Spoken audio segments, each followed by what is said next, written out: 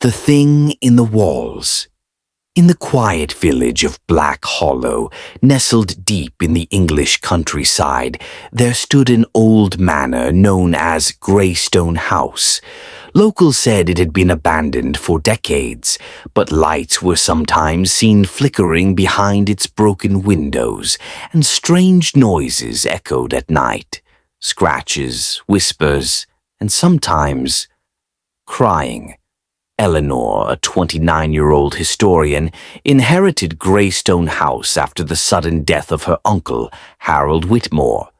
She had never met him, but she knew he had lived in complete isolation for years.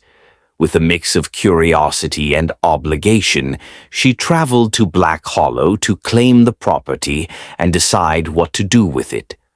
Upon arrival, Eleanor found the house in disrepair, dust-coated furniture, peeling wallpaper, and a smell that lingered like mildew and something sour.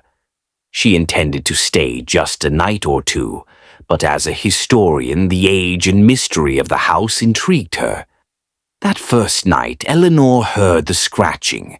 It started faintly, like a mouse in the wall, but it grew louder, rhythmic, almost deliberate. She followed the sound to the far end of the hallway, where the walls were unusually thick. The wallpaper there looked newer, fresher, an odd contrast to the rest of the house. Curious, Eleanor returned the next morning with tools. She peeled away the wallpaper and found a sealed wooden panel.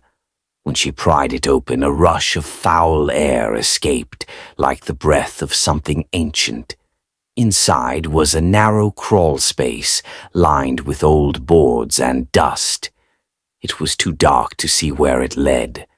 That night she dreamed of her uncle. He stood at the edge of her bed, pale and shaking.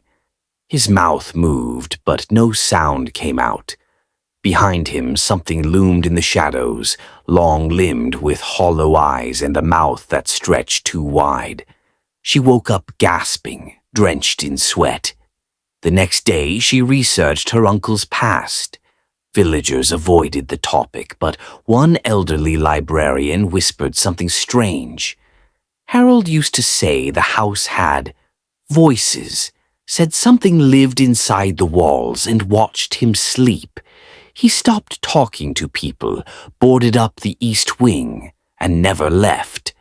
Eleanor returned to the crawl space that evening, flashlight in hand. She crawled inside. The space was suffocating. Dust clung to her skin, and cobwebs tangled in her hair. The further she went, the colder it got.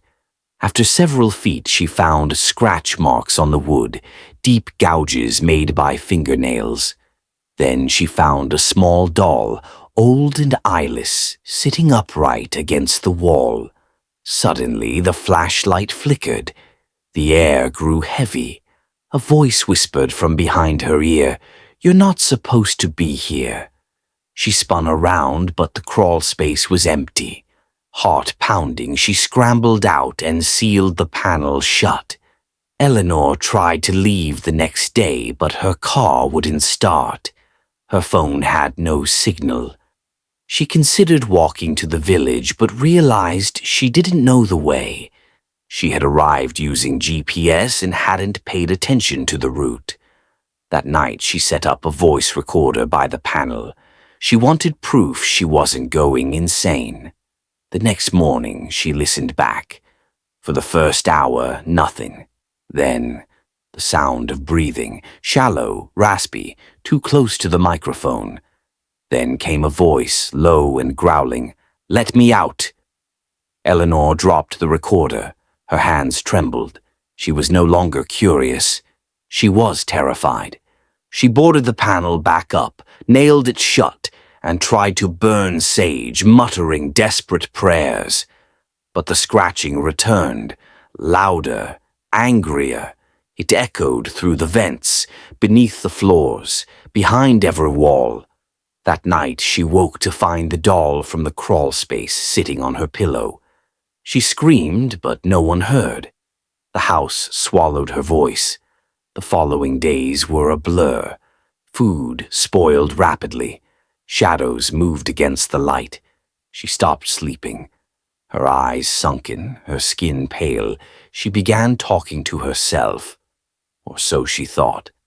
One night, standing in front of a cracked mirror, she asked, "What do you want from me?" A second voice replied from her mouth, but it wasn't her voice. To be free.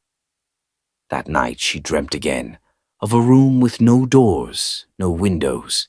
Her uncle was there, sitting in the corner, cradling the eyeless doll. "They fed it," he said. "The ones before me. They gave it names, attention, but when they stopped, it got hungry. It fed on loneliness, on fear, on memory." Eleanor woke up in a panic. Her phone rang. She snatched it up. It was her mother's number.